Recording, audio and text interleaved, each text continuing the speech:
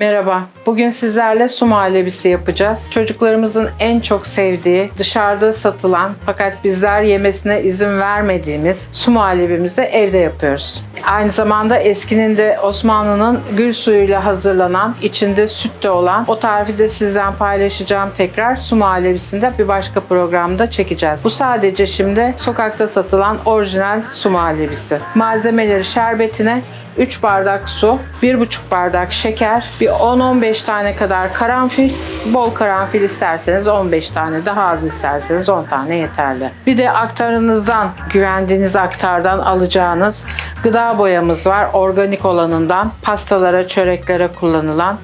Kaşığın ucuyla sadece bir nokta kadar koyacağız içine. Şerbetimiz bu kadar. Muhallebimiz içinse 6 bardak suyumuz var. 5 kaşık nişastamız. Özelliği mısır nişastası olması, şeffaf olması açısından. Bu kadar. Yapımına geçelim hemen. Şerbetimize 3 bardak suyumuzu koyduk.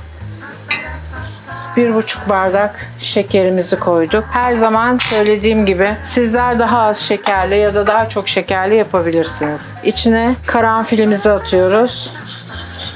Kaynayana kadar karıştıracağız. Bakın özellikle gösteriyorum. Çok az. Gördüğünüz gibi bunu da içine katıyoruz. Hatta çok azını kestim bile. Kızamık şekeriyle de yapabilirsiniz. Kızamık şekerinin dışarıda satın alınıp yapılabilir. Ama onun da ham maddesi içinde su, şeker, karanfil ve aynı şekilde gıda boyası var. Biz bunu evde kendimiz yapıyoruz. Bunu dondurup çok kaynatırsak aynı şekilde bu da kızamık şekeri olur. Evet, şerbetimiz bu kadar. Bu tarafta kaynarken biz diğer ocağımıza geçiyoruz. Nişastamız var. 5 kaşık dedim ben size göstermek için. Burada 4 kaşık nişastamız var. Şu şekilde dolulu. 5. kaşığı koydum. Ocağımızın altını açıyoruz. Önce 6 bardak suyumuzun bir miktarını içine boşaltıyoruz. Sonra ölçülü olarak koyduğumuz nişastamızı az suda daha rahat eriyebilmesi için önce bu işlemi yapıyoruz. Evet.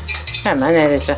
Bir de özellikle önce nişastayı koymayın. Suyun üstüne nişastayı koyun. Önce nişastayı koyarsanız, üzerine su koyarsanız nişastayı açması daha zor oluyor. Suyun üzerine daha kolay oluyor. Şimdi geri kalan suyumuzu ilave ediyoruz. Toplamda 6 su bardağı su koyduk. Bu kadar. İçine başka hiçbir şey yok. Ama eğer ki eski usulde isterseniz bunun 1-2 bardağını süt koyabilirsiniz. Çok az şeker koyabilirsiniz. Ya da hiç şeker koymadan pudra şekerli üzeri. Ben size onu da sunumda göstereceğim. Sadece üzerine gül suyu ve pudra şekeri koyarak da yiyebilirsiniz. Şimdi kaynamasını bekleyeceğiz. Gördüğünüz gibi muhallebimiz kaynadı. Göz göz oldu. Böyle çok kocaman göz göz olduğunda artık olmuş demektir. Bir 5 dakika kadar kaynatıyoruz. Bu tarafta gül suyuyla ıslattığım tabağım var. Gül suyuyla ıslattım ve boşalttım. İsterseniz siz normal suyla da yapabilirsiniz. Evet, ocağımızı kapatıyoruz. Aynı zamanda şerbetimiz kaynamaya devam ediyor. O bir 20 dakika kadar kaynayacak hemen hemen. Koyu bir şerbet olursa daha güzel oluyor. Evet, muhallebimizi borcama boşaltıyoruz. Bunu tek tek porsiyonluk da küçük kaselere de boşaltabilirsiniz. Evet, muhallebimiz hazır. Bunu oda sıcaklığına geldikten sonra buzdolabına koyacağız. Normal gözüne. Donmasını bekleyeceğiz.